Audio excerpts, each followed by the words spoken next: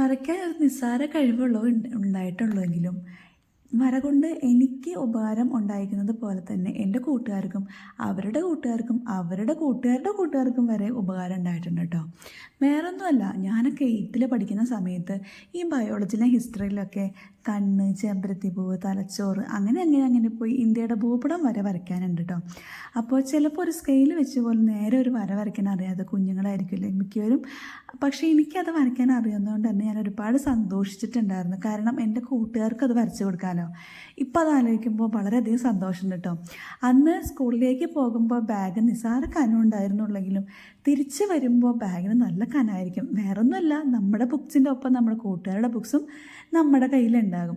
പക്ഷേ അതുകൊണ്ടുള്ളൊരു ഗുണം ഇപ്പം ആലോചിക്കുമ്പോൾ ഏതെങ്കിലും കാലത്ത് സ്കൂൾ ലൈഫൊക്കെ കഴിഞ്ഞിരിക്കുന്ന ഏതെങ്കിലും ഒരു കാലഘട്ടത്തിൽ അവരെ ബുക്സൊക്കെ എടുത്ത് മറച്ചു നോക്കുമ്പോൾ ഞാൻ വരച്ച ചിത്രങ്ങൾ അവരുടെ ബുക്കിലുണ്ടാവില്ലേ.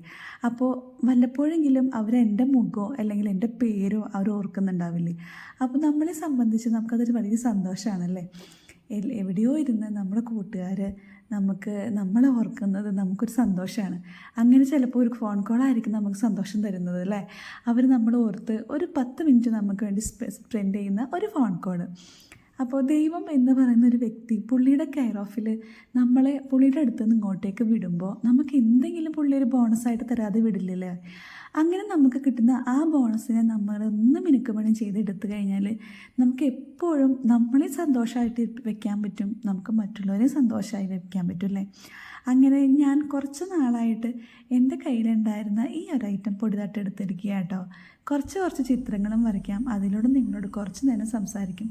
പിന്നെ എന്നെ തല്ലൻ്റെ അമ്മാവാൻ ഞാൻ നന്നാവില്ല എന്ന് പറയുന്നത് പോലെ നിങ്ങൾ എൻ്റെ ചാനൽ സബ്സ്ക്രൈബ് ചെയ്യൂല്ല, ലൈക്കും ചെയ്യില്ല. പക്ഷെ ഞാൻ വീഡിയോസ് ഇടുന്നത് നിർത്തുന്നില്ല കേട്ടോ.